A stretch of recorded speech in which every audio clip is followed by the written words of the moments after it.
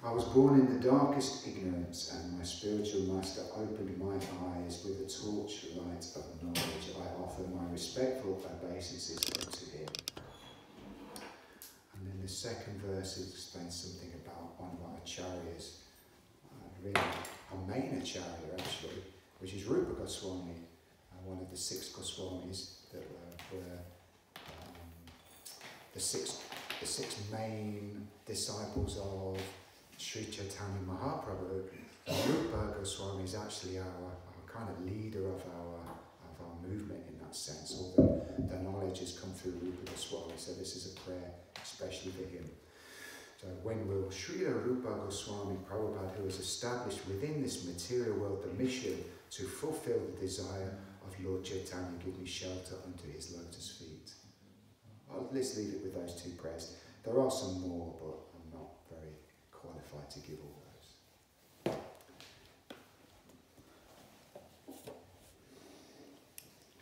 Okay, so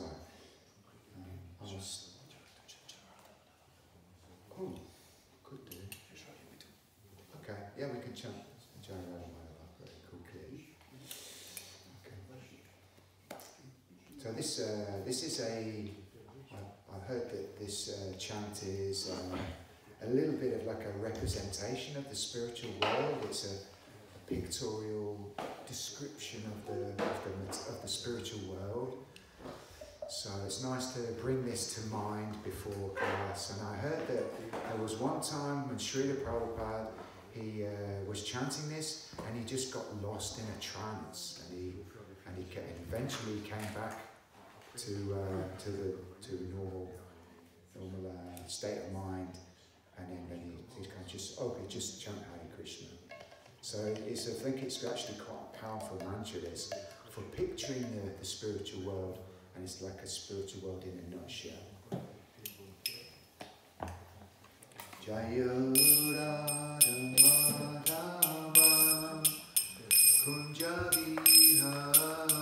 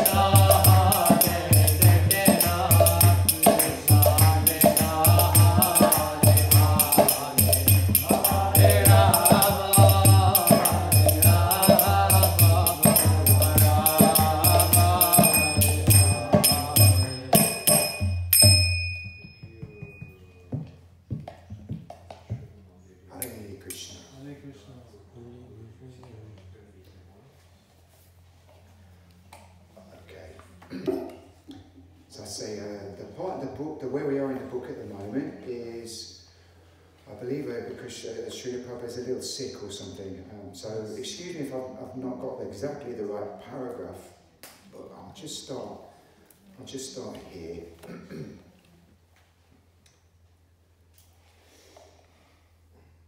Lord Narasimha, so this is also a little relevant because next week we have our celebrations for Narasimha Day. Lord Narasimha, the half-man, half-lion incarnation of Lord Krishna, had appeared in another age to save his pure devotee Prahlad and kill the demon Hiranyakashipu. Prabhupada had asked his disciples to pray to Lord Narasimha Dev by chanting this special mantra and thinking, our master has not finished his work, please protect him. The boys went back to the temple and chanted together, but after a few hours they fell asleep. They wanted to rest so that they could go to the hospital the next day. This is Haridas speaking now. When we heard about it in San Francisco, there was grief and people were crying. There was a tremendous love and thinking about Swamiji and just concentration and mass concentration of pulling him through, giving him strength and summoning the help of Krishna and Lord Chaitanya and everybody we could possibly call upon to lend their energies. People came into the temple doing rosaries and whatever faiths or beliefs or trips they were on, they were directing that towards a healing. They were all chanting with us. It's Higher Grief speaking. It's a night I'll never forget. We turn on the altar lights behind the Jagannaths, light candles and chant in the flickering shadows. It is a solemn chanting and even more solemn dancing. News quickly spreads down Haight Street and soon the temple is crowded with others come to chant with us through the night. Mukunda and Janaki from New York, but there is no additional information. Kirtananda is spending the night in the hospital beside Swamiji's bed. No one else is being allowed in. Hospital regulations. Yes, everyone in New York is chanting. We chant past midnight. Most of our guests leave, but none of us yet feel sleepy. The chanting overtakes us in waves. My mind wanders to Swamiji, to New York, to the future, to the past. I have to yank it back into the room to confront the present, to realise why we're here chanting, to petition Lord Krishna to spare our master a little longer, to allow him to spread Lord Chaitanya's glorious Sankirtan movement around the world. The chanting is always here, insistent.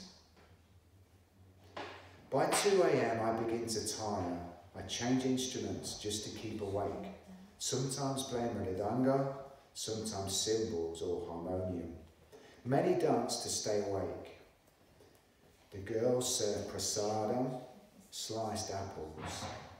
It is dangerous to sit next to the wall, an invitation to doze off. So we are frail. Hare Krishna soothes. The chanting releases us from so much needless fretting. Though we can relieve tensions, grief, plead, we can relieve tensions, grief, plead and hope. It's between 3 and 4 a.m., the most ecstatic hour. The Brahma Muhurt hour before the dawn. If he's alive at this hour, surely he will live. We sing, we chant on beads. Constant Hare Krishna. We chant through the usual 7 a.m. kirtan hour and into the morning. We chant 14 hours without cessation. We cleanse the dust from the mind's mirror. We see Krishna and Swamiji everywhere. Surely now he's well. During the night, Srila Prabhupada's heart pained him. The next day, he remained in critical condition. He could speak but softly and was too exhausted to converse. Skeptical of the doctors, he diagnosed himself a heart attack affecting a part of his brain, thus paralysing the left side of his body. Massage, he said, was the cure. On the morning of June the 1st, other disciples joined Kirtananda in Prabhupada's room and by taking shifts were able to give Prabhupada a constant massage. They took turns massaging his head, chest and legs as he directed. This simple act drew each of them into an intimate relationship with him. When Prabhupada heard that not only in New York, but in San Francisco also, the devotees had chanted and prayed all night, he expressed satisfaction, not by his usual hearty smile, but by a very slight nodding and an approving sound. Despite his weakness, he was fully conscious. The doctors, or more often their aides, took blood, gave injections and investigated. Their diagnosis wasn't conclusive. They had plans for experiments. Then suddenly a doctor came and announced their next move, a spinal tap. He had put himself in the care of his disciples and Krishna. The doctor didn't want to be impeded. He explained why a spinal tap was necessary, but he wasn't asking for consultation or permission. Everyone, except for Kirtananda, who insisted on staying, had to leave the room while the doctor performed the spinal tap. Neither Prabhupada, who was too weak, nor his boys, who were uncertain how to act on his behalf, opposed the doctor. The devotees filed out of Prabhupada's room while the doctor readied the largest, most frightening needle they had ever seen. When they were allowed back, one disciple asked cautiously, "Did it hurt, Swamiji?" Srila Prabhupada, his golden-skinned form wrapped in white hospital garments and lying between the white sheets, turned slightly and said, "We are tolerant." Rupanuga speaking. When Swamiji was first admitted to the hospital, it was very hard for me. I didn't know how I should act. I didn't have much experience with this kind of emergency. I was very uncertain as to what service to do for Swamiji. It was a frightening experience. Swamiji's life was at stake, yet his disciples didn't know what to do to save him. He lay on the bed as if at their mercy, but the hospital staff considered him their property, an old man with heart trouble, a subject of investigation. As for Swamiji's disciples, this was 100 times worse than dealing with Mr. Price and company. Now it was not just a matter of risking money, but of risking Swamiji. Should they allow the EEG? What was an EEG? Was an operation necessary? An operation? But Swamiji had said he should never even be brought to a hospital. "Give me massage," was all he had said, and chant Hare Krishna. When Srila Prabhupada mentioned his preference for the Ayurvedic medical treatments available in India, some of the devotees suggested they bring a doctor from India. After considering the expense, Prabhupada decided to send a letter first. Unable to sit up and write, he slowly dictated a letter to Sri Krishna Pandit, who had given him quarters for several years in his temple in Delhi. Satsvarup read it back to Prabhupada and then typed it right there in Prabhupada's hospital room. This is the letter. I'm writing this letter from the hospital. All of a sudden, I have developed some headache as well as throbbing of the chest. When I rub my chest, I feel some sensation in my left hand. And when I rub my left hand, I feel sensation in my chest. My left hand no more works independently. I therefore ask you if there is any good Vedic physician in Mathur who can send me some medicines. That is, you purchase and send them by airmail to our temple, ISKCON, 26 2nd Avenue, New York, NY. The symptom is predominantly when I get severe pain within my head, and the trembling of the left hand is coming every 10 or 15 minutes. I'm afraid if this is not a disease like Lakya. The boys are taking utmost care of me. There is no scarcity of care, but still, after all, this body is subject to death. I came here with a great mission to execute my spiritual master's order, but my heart is stabbing me. Of course, I'm not afraid of Maya. I know Maya cannot touch me, but still, if I die in this condition, my mission will remain unfulfilled. Please therefore pray to Prabhu Lord Chaitanya and Vrindavan Bahir to rescue me this time. My mission is still not finished. I wish to live for a few more days. They're prepared to call an experienced Ayurvedic physician who treats such diseases, but I've not allowed the boys. But if necessary, if you can give an expert physician who can travel here, we can send necessary money for his coming here or arrange for air ticket. You can consult the man in charge of Dhaka Shakti. At last I may inform you that I'm inclined towards Ayurvedic treatment. You can consult the Ayurvedic physician in Vrindavan who is a Gaudiya Vaishnava. He knows me very well. He sells my books also. 2 things are to be done if it is possible. To send me proper medicines and directions, that would be nice. But I require to return, that also I can do. Please try to reply as soon as possible in English because my students cannot read Hindi. As long as I'm in bed, it's not possible to read letters. You can treat this letter very urgently. Consult necessary physicians and let me know what I am to do. In Mathura, there are undoubtedly many Ayurvedic physicians and many quacks also.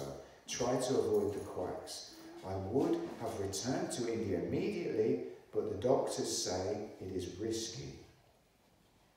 If need be, I shall return as soon as I get the strength to take the strain of the journey. I repeat my symptoms so that you can take necessary care. All of a sudden, I developed some throbbing between the heart and stomach about 4 days ago.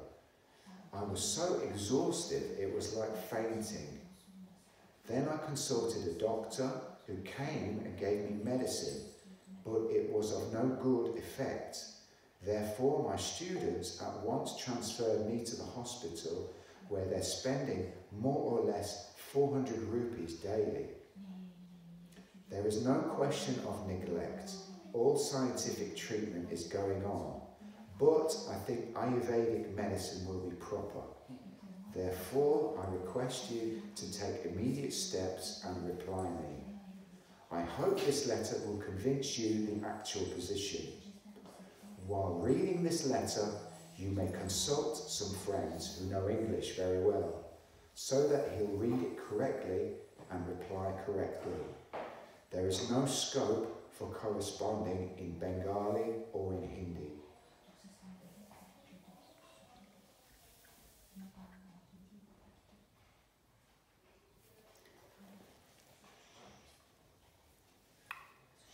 By Krishna's grace, on the afternoon of Srila Prabhupada's second day in the hospital, he showed slight improvement. His heart was still causing him pain. His facial expression remained grave, with never a smile, but he was a bit stronger. The interns, nurses and doctors came and went on schedule, treating him impersonally. One doctor did seem a little interested in what Prabhupada was all about, and at Prabhupada's request, Kirtananda played a taped lecture for the doctor. He listened politely, but then said, "It doesn't ring a bell." The doctor said that he wanted to run a few more tests and that Swamiji might be able to leave after a few weeks, if all went well. Srila Prabhupada tried speaking to the doctor, wanting to explain about Krishna. Jadurani had brought two of her paintings to the hospital room, one of Radha and Krishna, and the other of the fierce, half-lion, half-man incarnation, Lord Narasimha, tearing apart the demon Hiranyakashipu. Speaking in a very low voice, Prabhupada said that these two pictures show how God is many-sided. Here he is in his loving exchange, and here also we see that anger comes from Krishna, or God. The doctor politely said that he had his own philosophy and that Swamiji shouldn't be preaching while in such weak health. He should rest. Advising the disciples not to allow their guru to speak, the doctor excused himself and continued his rounds. I think that means his hospital rounds. Srila Prabhupada, with his slight improvement, expressed more disapproval of being in the hands of the hospital personnel. They weren't able to do anything, he said. Krishna was in control. If Krishna wants to kill you, then no one can save you. But if Krishna wants to save you, then no one can kill you. Damodara speaking. I was there when a doctor came in to check his reflexes. There was the usual tapping with a little rubber hammer on his knee, that kind of thing. Swamiji was visibly annoyed with this man's coming in and tapping him all over. He was capable of diagnosing and giving the prescription for the cure, and it annoyed him that these men, who obviously didn't know what they were doing, were coming in and interfering with the process of recuperation. Achyutananda speaking. The nurse would always let the door slam, and every time it slammed, Swamiji would wince. He said, "Tell her not to slam the door." She would say, "Okay," and then she would let it slam again. Srila Prabhupada began sitting up in bed and taking prasadam from the temple, supplemented by some of the vegetarian items on the hospital menu. He would say a prayer and offer the hospital food to the picture of his spiritual master. The devotees would sit at his feet, watching him, as he then mixed with his right hand the carrots, peas and mashed potatoes. He would then always distribute some of his food into the hands of his disciples. Jadurani speaking. We brought him many different kinds of fruits. We told him we had brought apples, but he was so tired he only said, "Oh," and seemed disinterested. We told him we had brought oranges, but again, "Oh." He gave so many tired ohs, he seemed disinterested. Finally, I said, "We brought you watermelons." And immediately his face lit up. Oh! Rotating in 4-hour shifts, 2 devotees at a time were always with Prabhupada. Although awake, he would remain still for long intervals, but massaging always continued, except when he was asleep. Gradually, the paralysis on his left side went away. Once, while Srila Prabhupada was sitting up in bed, one boy massaging his leg and another softly, almost consolingly, stroking the back of his neck, Prabhupada remarked that if he were not sick, he would have considered the massaging and rubbing too familiar. Damodar speaking. I was massaging Swamiji's temples with one hand, my thumb on one temple and other fingers on the other temple. As I was massaging, Swamiji kept saying, "Harder, harder," and I would squeeze harder. I thought, gee, I don't know if I should squeeze so hard because he's sick.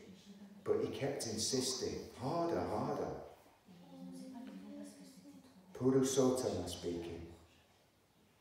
I was massaging Swamiji's head and I started singing the chant, Sri Krishna Chaitanya. When I started singing, a beautiful smile came on his face. Although I did it only briefly, he took pleasure in hearing. He seemed to take it that I was ministering to him just by singing Sri Krishna Chaitanya. As Srila Prabhupada gained strength, his disciples were ready with questions. Purushottama asked, Swamiji, in the scriptures, when it describes the lotus feet of Krishna, what does that mean, lotus feet? Prabhupada then sang a verse. Samashrita pada palava plavam plavam mahatpadam punyaya sumura rehe bhavam bhuvi vatsapadam padam padam padam padam yad vipadam natesham. Excuse me, I didn't get the meter right, please excuse me. Then he asked the 3 devotees present to repeat each line after him again and again until they had learned both the tune and the words. In this verse from Srimad Bhagavatam, Srila Prabhupada explained, sitting up in his bed, the time of death is compared to crossing a vast ocean. It is very fearful. One doesn't know where he will go in the next life. And at every step, there is danger in the material world. But for one who has taken shelter at the lotus feet of Lord Krishna, that vast, dangerous ocean of birth and death becomes shrunk to no more than the impression made in mud by a calf's hoof print. There is danger, but the devotee doesn't care for it. Just like if a gentleman is riding by in a carriage and passes a small puddle, he considers it insignificant. So, do you understand now what lotus feet means? It was clear. Then Purushottama asked another question. Why do people say that God has no name?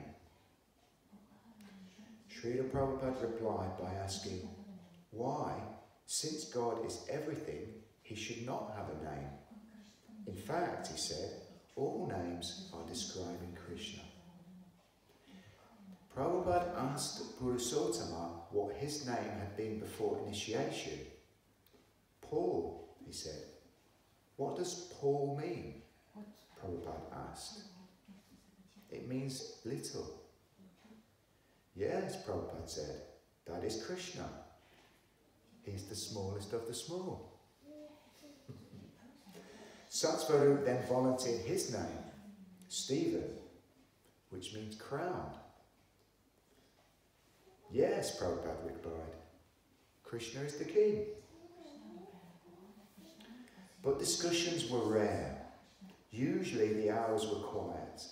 Prabhupada rested and the devotees on watch sat in chairs on opposite sides of his bed, reading or chanting softly on their beads. Late one afternoon, as the Manhattan sky turned to twilight, Prabhupada sat up after having been silent for an hour and said, I don't know Krishna, but I know my Guru Maharaj.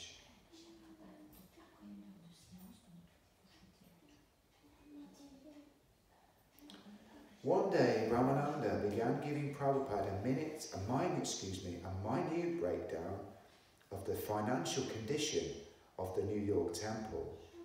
In the midst of the detailed report, Ramananda suddenly stopped looking at Prabhupada and said, do you want me to tell all the details?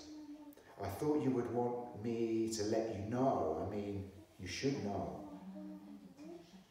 Prabhupada replied that if Brahmananda could take care of everything without his knowing the details, that would be all right.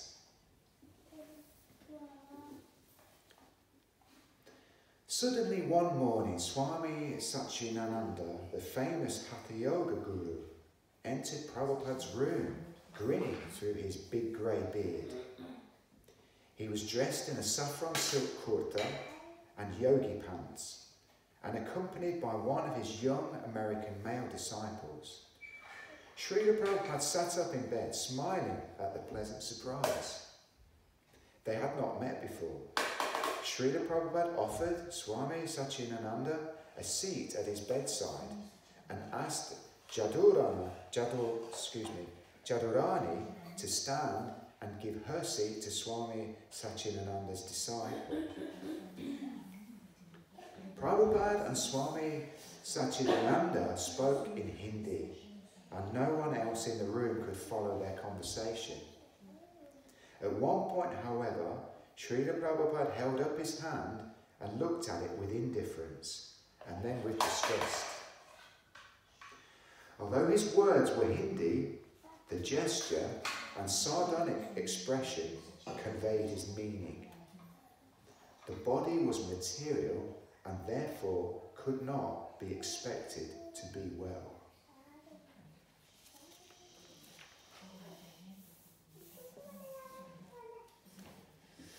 Prabhupada asked Achyutananda to read aloud from a particular purport of the Srimad Bhagavatam.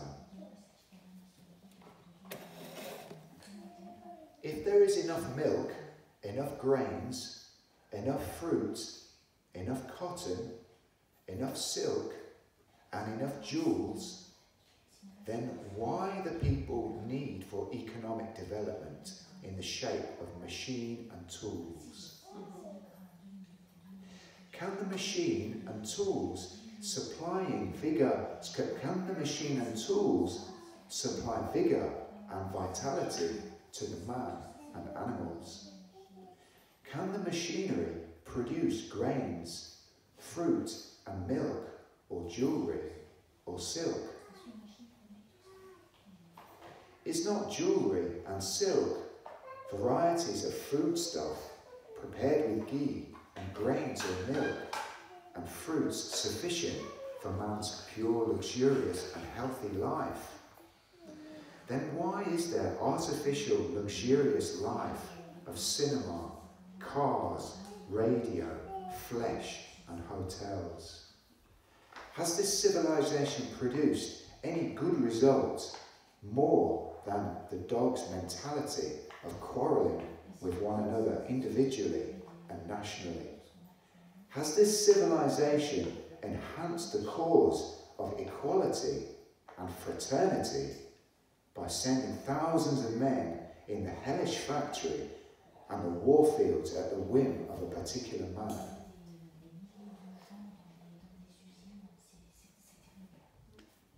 When Prabhupada offered to play the record he and his disciples had made, Swami Satchidananda politely agreed, but when Prabhupada offered to play the other side of the record, Swami Satchidananda said he had to leave. He offered Prabhupada some fruits, and Prabhupada, after accepting them, told his disciples, "Distribute these and give him some of our fruit in exchange." As Swami Satchidananda rose to leave, Srila Prabhupada suddenly got out of bed and stood shakily. "No, no, no," Swami Satchidananda protested. "Don't disturb yourself." And then he was gone, escorted by Achyutananda.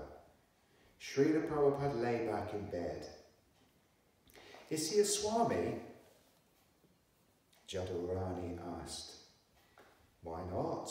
Prabhupada replied.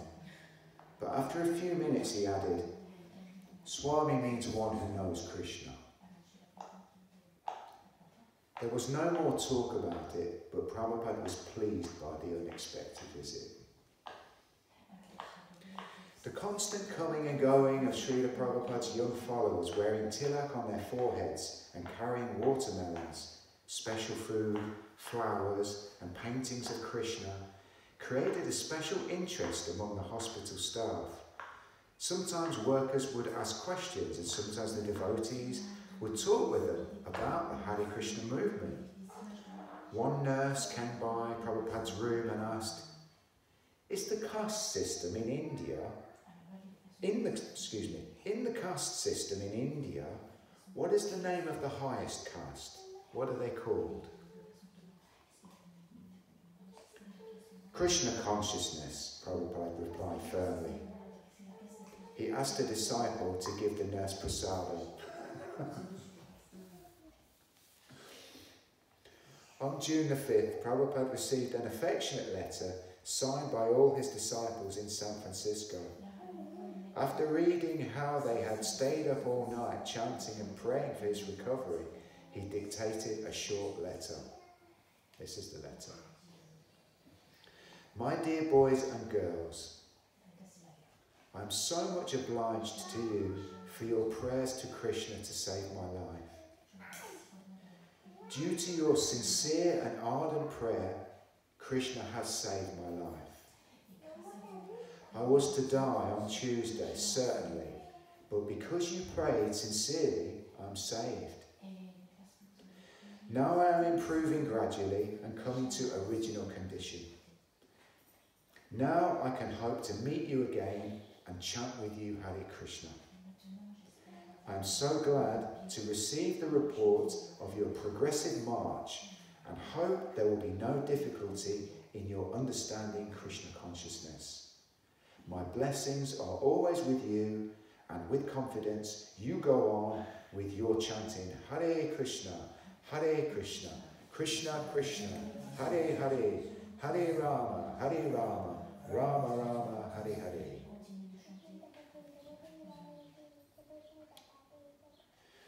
The following day, a tape arrived from Mukunda, a recording of the San Francisco devotees singing Sri Ram, Jai Ram, Jai Jai Ram, and other bhajans. Prabhupada dictated another letter, saying that as soon as he got strength for travelling, he would come again to San Francisco. In the meantime, he wrote, "I shall be very glad to know what arrangements you are going to do for the Rath Yatra festival.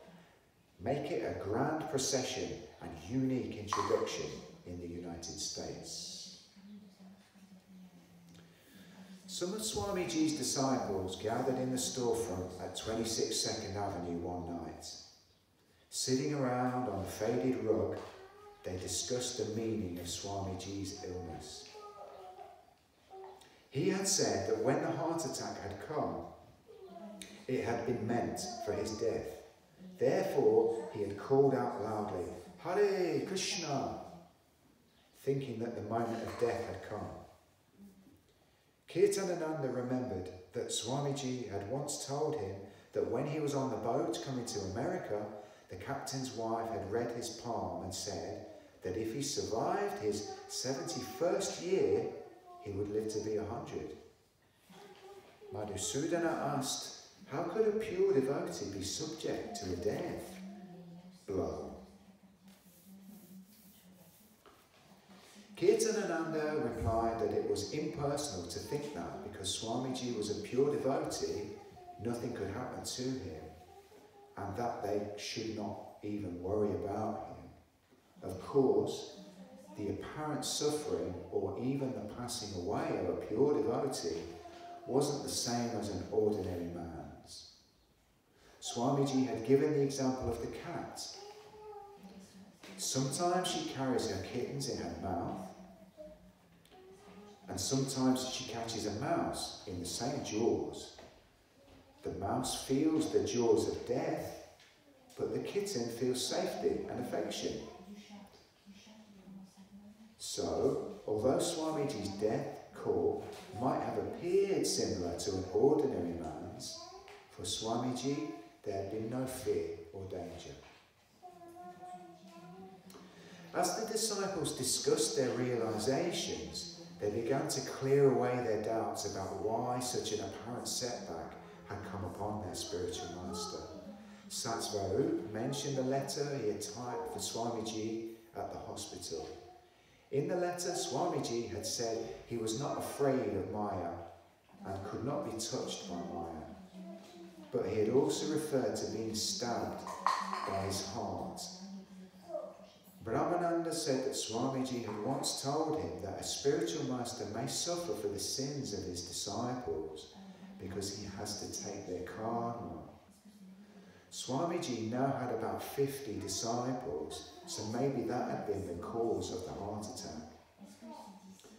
They talked about the importance of being very strict and not committing any sins with which to burden their spiritual master. Another reason for Swamiji's illness, Kirtananda said, was that Krishna had arranged it to engage them all in intimate service to Swamiji. By serving a pure devotee, one gains the favour of Krishna, and Krishna was letting them all become purified by massaging and serving Swamiji so intimately. Satsvarup recalled that Swamiji had said in a letter to the devotees in San Francisco that he was supposed to have died, but their prayers had saved him. Swamiji had told Kirtananda that Krishna had heard the devotees' prayers and had granted their wishes. Krishna was allowing Swamiji to go on with his mission of spreading Krishna consciousness in the West. It wasn't on his own behalf that Swamiji wanted to live, but to continue his mission. Everyone agreed with Kirtananda that it was a form of impersonalism for them to think that because Swamiji was a pure devotee, he didn't need their loving care. They should continue to care for Swamiji even after he got better. He had put himself in their care, and they had to reciprocate accordingly. Swamiji had said that they were like fathers to him, so they should not allow him to play the drum long and vigorously, to sing in the park for hours, to stay up late talking at night, or to do anything that might endanger his health. Raya Raman said that Swamiji had asked him to reply to several letters from devotees on the West Coast and explained that he would probably never again be able to take on the strain of public lectures. The Sankirtan movement now rested on their shoulders. Raya Raman had explained in his letters that it was Krishna's grace that Swamiji was still with them and able to advise them when things got rough, but now they must increase their efforts to distribute Krishna consciousness to the world. The talk turned to the need for them to realise Swamiji's instructions and become strong devotees. Everyone agreed that they could do this by studying Swamiji's books more carefully and always acting according to his instructions. When they told Prabhupada about their philosophical discussions, he replied only briefly, "Krishna heard all your sincere prayers," and he thought, "All right, let him stay and do his nonsense. So many devotees are praying on his behalf.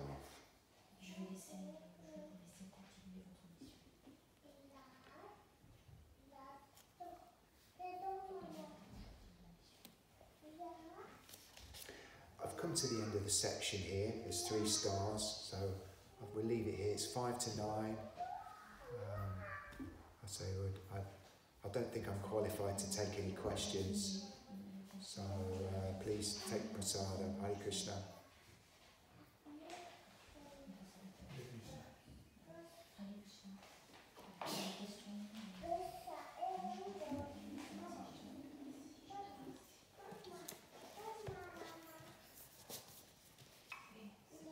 Srila Prabhupada ki.